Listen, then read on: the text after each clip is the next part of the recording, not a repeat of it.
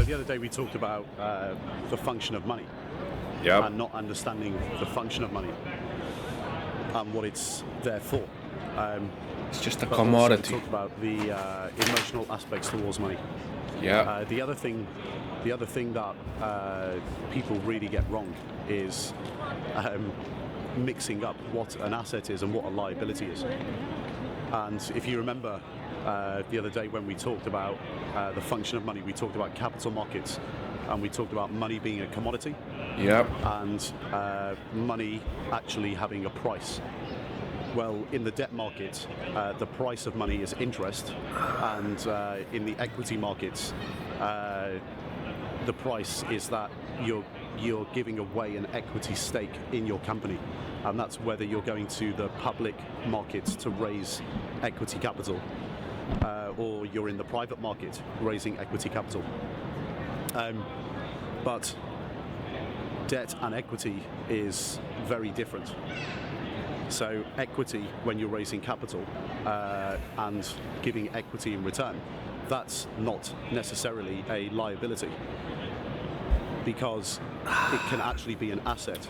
The investor or investors coming to your company who you're giving to an equity stake to can actually bring something to the table and add value to your company.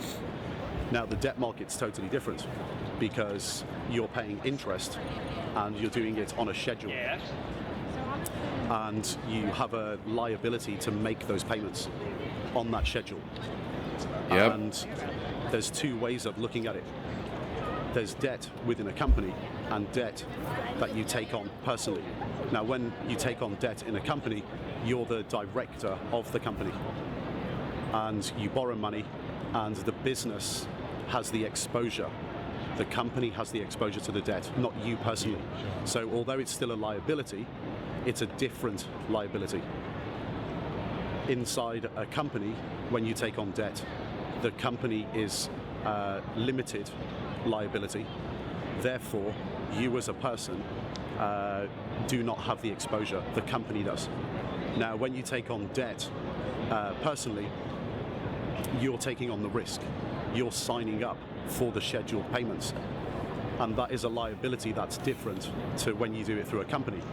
Because if you don't stick to the payment schedule, then it means that you personally could end up insolvent, not a company, which is totally different. So even though debt is a liability in companies and taking on personally, it's a different type of liability. So for example, mortgages, that's the biggest liability somebody will ever take on in their life. But for the bank, that's an asset.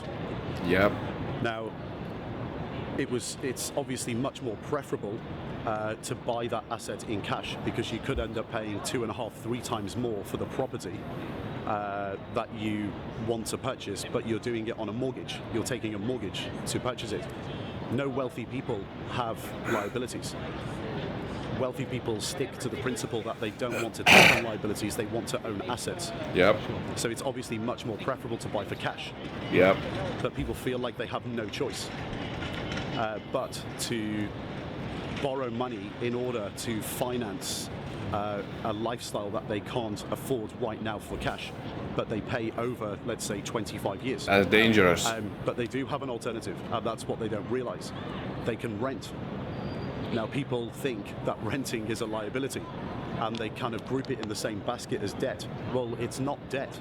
It's not a liability in the traditional sense. If you rent, it can actually be an asset, because you have no risk. You can walk out the next month, and you can leave anytime, and you have total freedom. And freedom is an asset, and that's what wealthy people get. They understand that.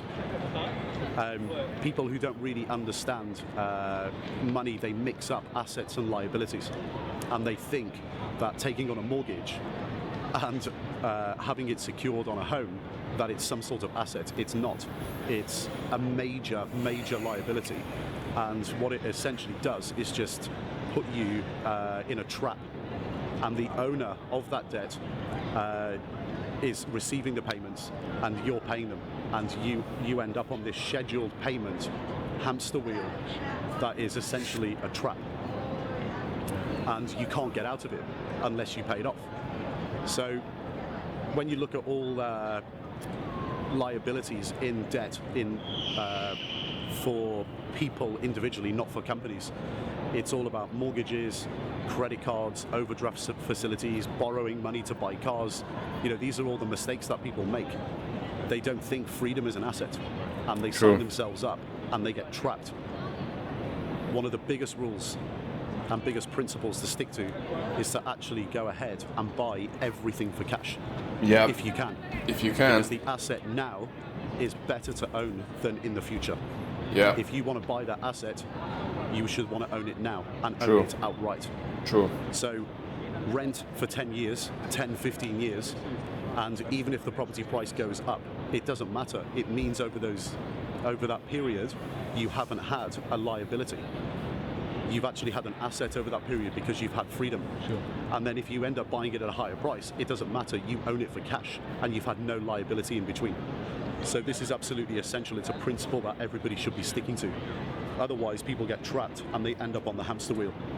This infrastructure that is built in the Western world, where people borrow money to eventually own assets but have liabilities in between. It's this crazy. Infrastructure isn't necessarily designed to benefit you. Yeah. It's primarily designed to benefit the owners of the infrastructure. Yes. What you actually have to do is own your own infrastructure and have no liabilities. So if you have zero now, you have to stick to this principle and get to a point where you own infrastructure with no liabilities in between. How do you do that?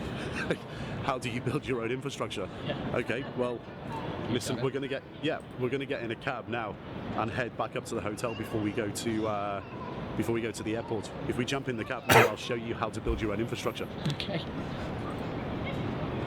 All right. That was pretty good.